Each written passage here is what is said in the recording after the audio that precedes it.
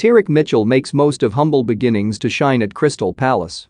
Crystal Palace left-back Tyrick Mitchell will come up against an old nemesis this weekend in the shape of Wolves attacker Adama Traore, but like every challenge he has faced in life, it will be met head-on.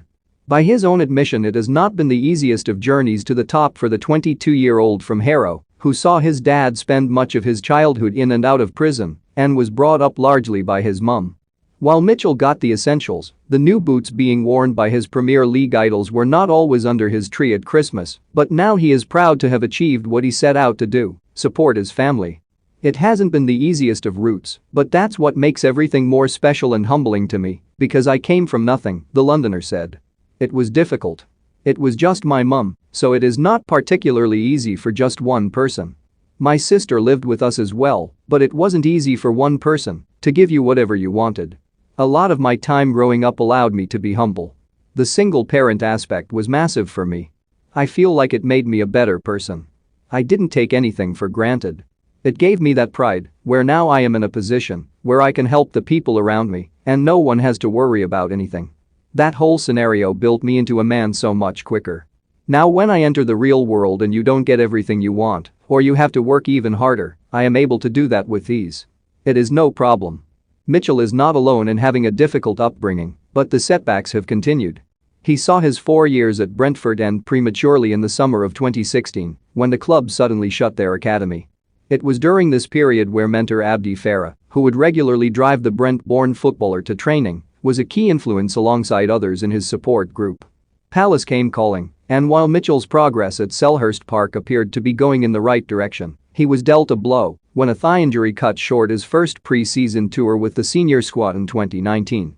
That was probably the hardest moment in my life at Palace so far, the youngster reflected. All the trust I had tried to build up had gone within a game.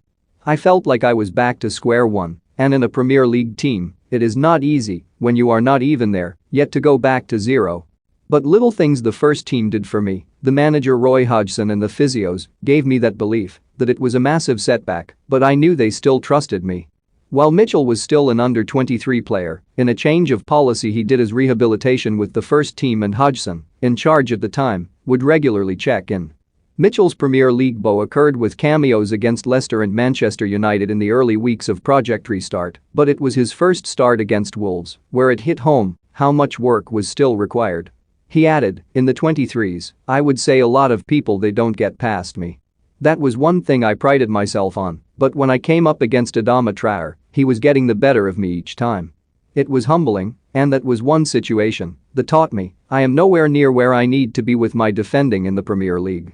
But it was massive working with Roy, especially on the defensive aspect, because what I learned off him allowed me in games to be the person who is hard to get past.